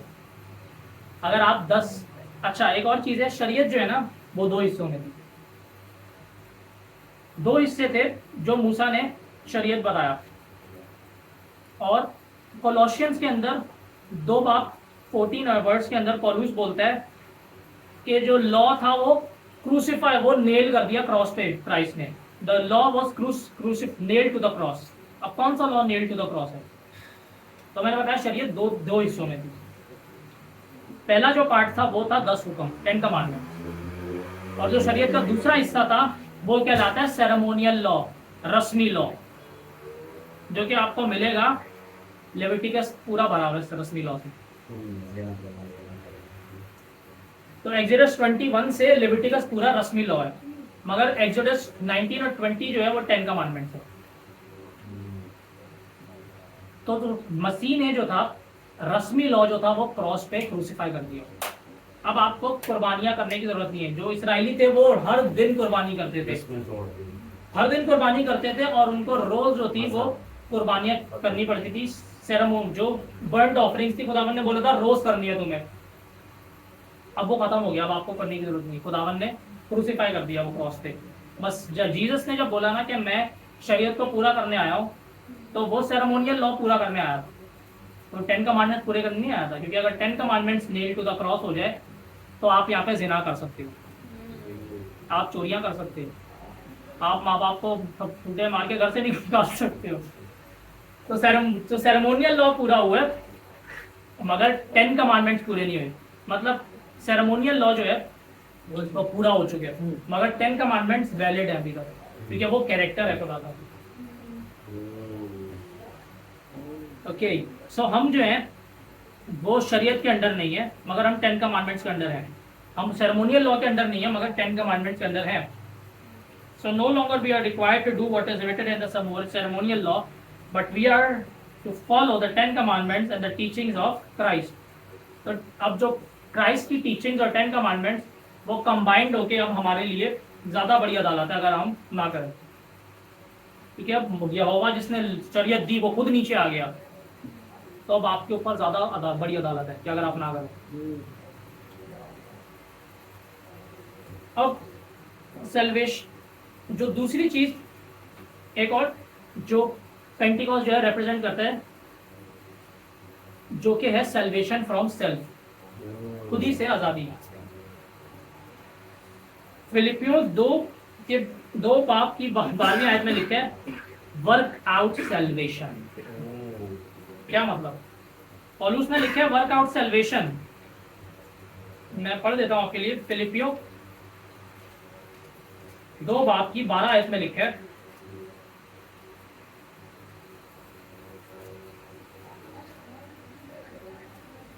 हाँ,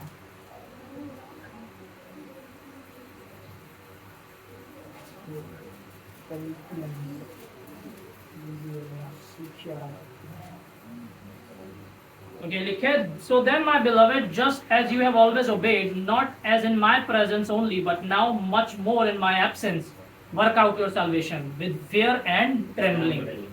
तो बोला गिरते फड़फड़ाते हुए अपनी जो सेल्वेशन है उसको वर्कआउट करो। कैसे वर्कआउट करो? जब आप यीशु ने जो कुर्बानी दी, यीशु का जो लहू है, जब यीशु की जो कुर्बानी है जो कि पास ओवर है, वो आपकी रूह बचाता है, आपकी स्पिरिट को बचाता है। अब आपकी रूह जो मरी हुई थी वो जिंदा हो गई है, रूह बच गई, मगर जिस्म और जो सोल है वो अभी भी गंदी है, वो अभी भी गुनाह में है। उसे आपने बचाना है, वो यीशु नहीं बचाएगा, उसे आपने बचाना है। कैसे? सेल्वेशन को वर्कआउट करके। तो working out salvation means salvation of soul and body. तो जो यीशु ने आपके लिए काम किया वो आप खुद नहीं कर सकते, वो कोई भी नहीं कर सकता, क्योंकि स्पिरिट को बचाना आपके हक, आप कर ही नहीं सकते, आपके हक में है ही नहीं, मगर सोल और बॉडी आप बचा सकते हो। तो जो होली स्पिरिट का बैप्टिज्म ऑफ फायर है, और स्पेसिफिकली है ही जिस्म को मारने के लिए, जिस्म को मारने के लिए, जिस्म की ख्वाहिशात से आज़ादी के लिए, पर्च करने के लिए। एक गुनाह आप करते जा रहे हो, करते जाते हो, और आप अगर आप उसको बार बार ओवरकम करते रहो, करते रहो, करते रहो, और एक दिन आएगा कि आग आएगी और उस गुनाह को हमेशा के लिए भस्म कर देगी। तो this is what baptism of fire represent. तो बैप्टिज्म ऑफ फायर मतलब किलिंग द सेल्फ।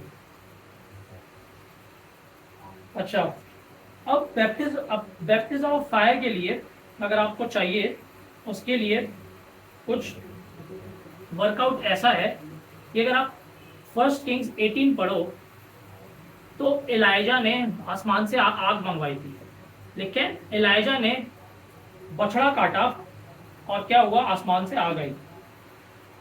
इसी तरह जब आप अपने जिस्म को काटते हो, मारते हो, आप पे तब आग आएगी जब आप जिस्म की ख्वाहिशात को वर्कआउट नहीं करोगे और उसे मारोगे।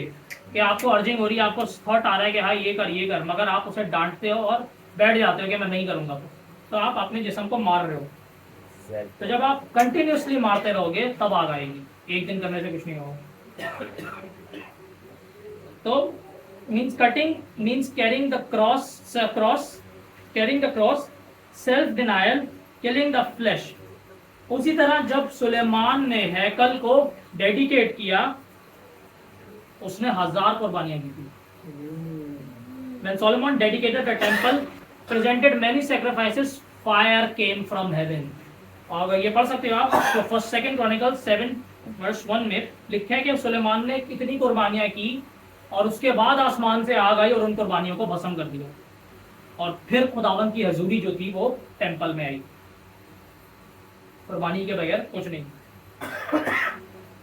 तो हमें जो है अपना घर सही करना। So we need to put our house right. जो घर है वो रिप्रेजेंट करते हैं आपके जिस्म को, बॉडी को। दो चीजों को रिप्रेजेंट करता है, एक आपके जिस्म को और दूसरा बॉडी ऑफ क्राइस्ट को, चर्च को रिप्रेजेंट करता है घर। आप अपना जिस्म सही कर दो, मगर जो चर्च है उसको भी सही करना है आपको।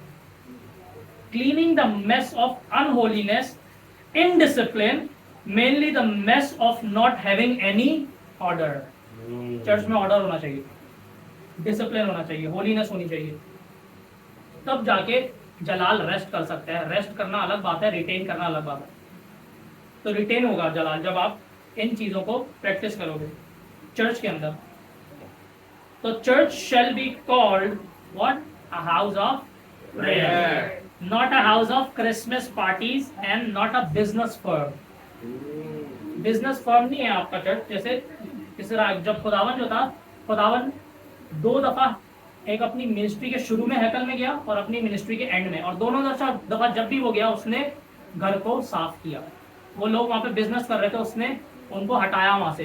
कि लिखा है कि मेरा घर जो है हाउस ऑफ प्रेयर होगा, मगर तुमने रॉबर्ट्स डेन बनाया है, डाकुओं की खो बनाई हुई है तुमने मेरे बाप के घर को। तो बाप का घर क्या है? Church, body of Christ, church. तो हमें इसको साफ करना है, किस चीजों से? अनहोलीनेस से, इनडिसिप्लिन और ऑर्डर में लाना है। अब जब एक बिल्डिंग खड़ी होती है, अगर आप उसकी फाउंडेशन सही ना रखो तो वो बिल्डिंग गिर जाएगी। और क्योंकि बहुत सी जगह हमारे एरिया में, सदर में एक ऐसा हुआ था, एक बिल्डिंग जो थी वो नाले पे बनी हुई और वो बिल्डिंग गिर गई। तो अब बिल्डिंग नाले पे बनी होगी तो गिरेगी ऑब्वियसली, नाले में ही गिरी वो, तो इट विल कोलैप्स, और बहुत बड़ा कोलैप्स होगा, बहुत मैसिव कोलैप्स होगा उसका। तो अगर आपकी फाउंडेशन सही नहीं होगी तो जब जल्जले आएंगे और स्टॉर्म्स आएंगे तो आपकी बिल्डिंग फ्लैट हो जाएगी, इट विल कोलैप्स। तो इसी तरह जैसे ब्रदर शाहरुख ने बहुत सी दफा अपनी टीचिंग में बताया है कि चर्च जो है अगर वो सही फाउंडेशन पे खड़ा ना हो तो वो गिर जाएगा। और आज चर्च देखो गिरा हुआ है, गिरा हुआ चर्च है, मतलब करदार में गिरा हुआ है, बिल्कुल कह सकते हैं आप। तो जो चर्च की फाउंडेशंस है वो 2 चीजें हैं, रसूल और नबी। देखो चर्च जो था, अगर आप देखें, एनालाइज करें कि चर्च किसने शुरू किया था? मसीह ने। मसीह कौन था? रसूल। Jesus was an apostle. Apostle का मतलब होता है सेंट वन, स्पेशल मैसेंजर। वो बाप ने भेजा था, स्पेशल मैसेंजर, बाप से भेजा गया। फिर आगे उसने अपने रसूल भेजे और आगे रसूलों के आगे रसूल गए और आगे चलती रही ऐसे चेन। तो सेंट वन, तो खुदावंद रसूल था। और चर्च की इनिशियल बुनियाद किसने शुरू की? पतरस ने। पतरस कौन था? रसूल था। तो इसीलिए पतरस और जो 12 ने काम किया वो पक्का काम किया और आज तक चर्च खड़ा है उनकी बुनियाद पे। अगर उन्होंने काम जाली किया होता तो आज हमारे पास ये बाइबल भी नहीं होती जिससे हम सीखते हैं। तो इसीलिए चर्च की जो बुनियाद है वो सही होनी चाहिए। तो आज अगर आपके दरमियान रसूल और नबी खड़े हों तो आप उन्हें रद्द ना करें, उन्हें एक्सेप्ट करें और डिसर्न करें। खुदावन से पूछें कि खुदावन कौन सच्चा नबी है। पूछें, रूल कुदस गाइड करेगा। पूछते ही नहीं है तो कैसे गाइड करेगा? अच्छा, तो अगर आपको रूह से भरना है, आप सेल्फ जो पेंटिकॉस्ट था उस पे जो रसूल थे वो रूह से भरे गए और रूह से भरे गए और उन्होंने आगे जाके मुनादी शुरू की और एक ही दिन में पतरस ने 3000 रूहें बचा ली और उससे अगले दिन 5000। मतलब कितना ज्यादा रूह से भरा हुआ। तो रूह से भरने का सिंपल तरीका है 50 50 का मतलब है 50 जो है वो 2 लेटर से बना हुआ है, 5 और 0। 5 का मतलब पजल और 0 का मतलब 0। अगर आप चाहते हो कि आपके ऊपर पजल आए तो आपको 0 बनना पड़ेगा। अपने आप को खाली करो, जितना खाली करोगे उतना ज्यादा रूल कुदस आपके ऊपर रेस्ट कर सकता है। और इतना ज्यादा कोई भी अपने आप को खाली नहीं कर सकता जितना जीसस ने किया, क्योंकि लिखा है कि उसके ऊपर रूह विदाउट मेजर था। और अगर आप फिलिपियों पढ़ो तो वो खुदा होते हुए अपने आप को कंसीडर ही नहीं कर रहा खुदाओं में, इतना खाली कर दिया। जलाल छोड़ के आ गया, मतलब उसको क्या मौत पड़ी कि वो जलाल छोड़ के आया। इतना बड़ा उसका जलाल वो छोड़ के आया, कितना अपने आप को झुकाया, खाली किया। इसीलिए उससे ज्यादा फजल किसी पे नहीं हुआ, क्योंकि कोई खाली नहीं कर रहा है। तो जितना ज्यादा आप अपने आप को खाली करोगे, जैसे पौलुस ने बाकी रसूलों से अगर देखा जाए उसने अपने आप को ज्यादा खाली किया और पौलुस के ऊपर मतलब स्पिरिट की जो क्वांटिटी थी वो ज्यादा थी बाकियों से, क्योंकि पौलुस को ज्यादा मुकाशफे में बाकी रसूलों से। So when you empty yourself and consider yourself nothing, only then the special favor of God comes upon you, like the Lord Jesus emptied himself during the 40 days fast, and the word testifies that he was filled with the Spirit without measure. और मत्ती 13 बाब की 45 से 46 आयत में लिखा है। अच्छा, रूह से भरने का जो मैंने बताया आपको वो सीक्रेट है, वो है एम्प्टी योरसेल्फ, और इतना अपने आप को खाली कर देना और अपने अंदर इतना जज्बा रखना कि आप मसीह को परसू करो, आप मसीह का चेहरा सीख करो, उसको चाहो। मत्ती 13 बाब की 45 से 46 आयत में जीसस ने एक पैराबल बताया था। उसमें ये था, पैराबल ये था कि आसमान की बादशाही ऐसी है कि जैसे एक कीमती पर्ल, और एक मर्चेंट था, और उस मर्चेंट ने जब वो पर्ल देखा तो उसने सब कुछ बेच दिया उस पर्ल को खरीदने के लिए। अब ये जो पर्ल है ये जीसस है, ये बादशाही को रिप्रेजेंट कर रहा है, आसमान की बादशाही को रिप्रेजेंट कर रहा है, और आसमान की बादशाही के सच रिप्रेजेंट कर रहे हैं। ट्रुथ्स हैं, मेनी ट्रुथ्स हैं। ट्रुथ जो है वो सिंगल नहीं है, मल्टीपल्स हैं, मल्टीपल पार्ट्स में आता है ट्रुथ। तो वो एक सच को जाहिर कर रहा है। अगर आपको एक सच पता चल रहा है, जैसे सपोज करो आपको रोल कुदस का बपतिस्मे के बारे में पता चल रहा है, आप वो चाह रहे हो कि मुझे भी हो, तो आप उसके लिए कितनी दुआ करने के लिए तैयार हो, कितने रोजे रखने के लिए तैयार हो, कितना अपने आप को खाली करने के लिए तैयार हो। तो जैसे उस मर्चेंट ने अपना सब कुछ बेच दिया वो पर्ल खरीदने के लिए, क्या आज हम तैयार हैं कि हम सब कुछ बेच दें कि हम पे जलाल ठहरे? हम सब अपने आप को इतना खाली कर दें कि हम उस जलाल को रिटेन कर सकें? बहुत मतलब मुश्किल चीज है।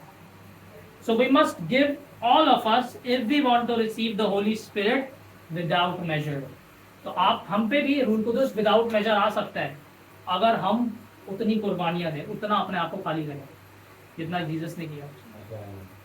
तो हम भी रूह से वैसे भरे जा सकते हैं, क्योंकि लिखा है, यीशु ने बोला कि तुम मेरे से ज्यादा बड़े काम करोगे। तो कैसे करोगे? क्योंकि मैं बाप के पास जा रहा हूँ। अब जब मैं बाप के पास जा रहा हूँ तो अब तुम्हारे ऊपर रूल कुदस आएगा। उससे पहले रूल कुदस नहीं था तुम पे। जब रूल कुदस आएगा तो तब अब तुम मेरे से भी बड़े बड़े काम करोगे। अब जो तीसरी चीज ये फीस्ट रिप्रेजेंट करता है वो है फीस्ट ऑफ कहालॉट। कहालॉट जो है ये इब्रानी जो लोग जो यहूदी ट्रेडिशन है ये बताते हैं कि कहालॉट का फीस्ट हुआ करता था, जो कि पेंटिकॉस्ट कहालॉट के फीस्ट से भी रिप्रेजेंट किया जाता था। कहालॉट जो वर्ड है इब्रानी में, इसका मतलब होता है असेंबली, एक ग्रुप। और इब्रानी में, ग्रीक में इसका मतलब है एक्लीसिया, चर्च, विच मीन्स अब जो एक्लीसिया वर्ड है ना ग्रीक में, इसका मतलब है बुलाए हुए, कॉल्ड आउट वंस। तो पूरी दुनिया से, पूरे हर मजहब से, हर नेशन से कॉल्ड आउट वंस, भले वो कैथलिक्स हो, भले पेंटिकॉस्टल हो, भले कोई भी मजहब का हो बंदा, हर मजहब से कॉल्ड आउट वंस, हर जगह से कॉल्ड आउट वंस, और वो बनेगा body of Christ. So this represent the last days called out ones, और ये आखिरी दिनों के कॉल्ड आउट वंस को रिप्रेजेंट कर रहा है। अब मैंने आपको बताया कि जो फीस्ट था पेंटिकॉस्ट का वो 3 चीजें, जो गिविंग ऑफ द लॉ हो गया, फाउंडेशन ऑफ कलीसिया, जो कलीसिया खड़ी हुई हो गई, खड़ी कलीसिया। अब जो तीसरी चीज है, जो तीसरी आउटपोरिंग होगी, वो में मिलती है योएल 2 वर्स 28 से 29 में मिलती है। ऑल्दो ये जो प्रोफेसी थी ये रसूलों के दौर में पूरी हुई, मगर फुल इंटेंसिटी से नहीं हुई।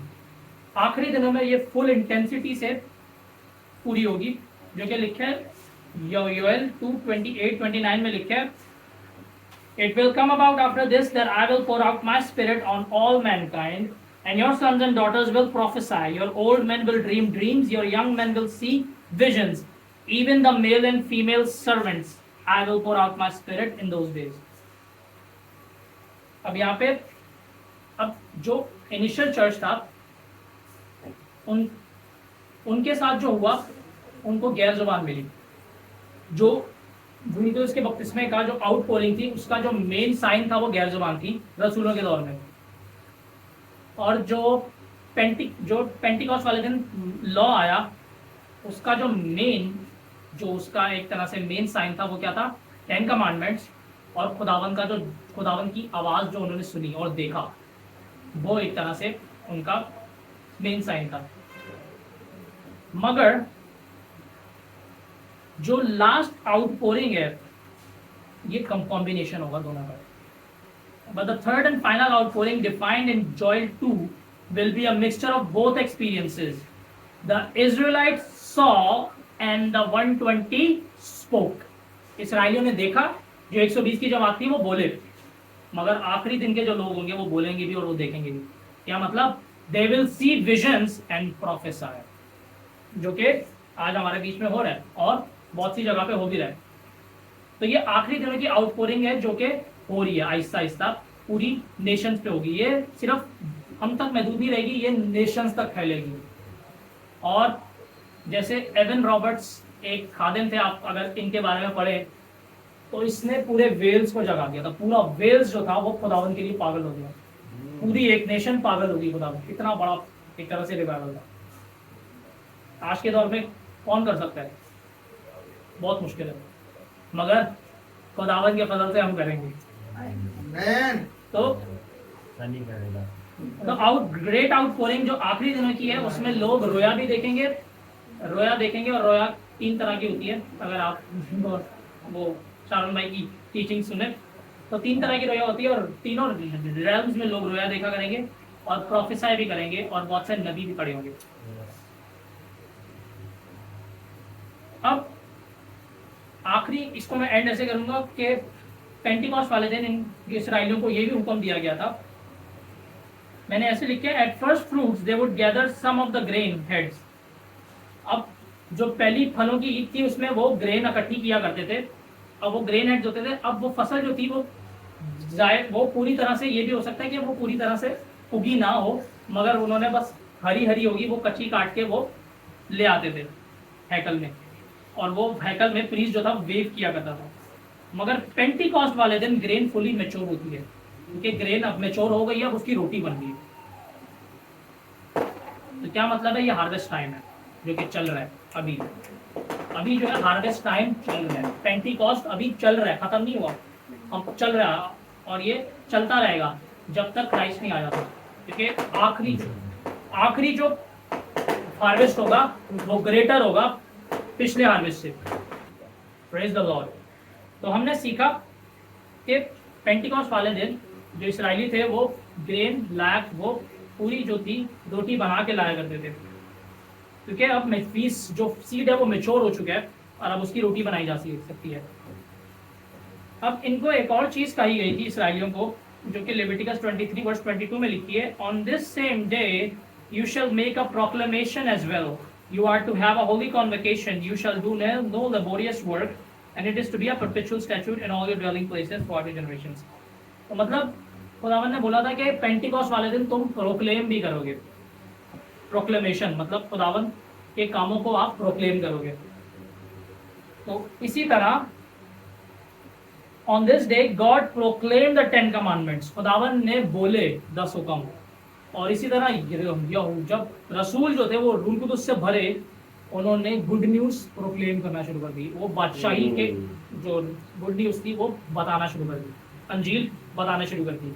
इसी तरह हमारे लिए भी यही है आज पेंटिकॉस्ट जो कि चल रहा है अभी, कि हम रूह से भरे हुए गुड न्यूज और प्रोक्लेम करना शुरू करें और विटनेसेस ठहरें यीशुआ के। God bless you all.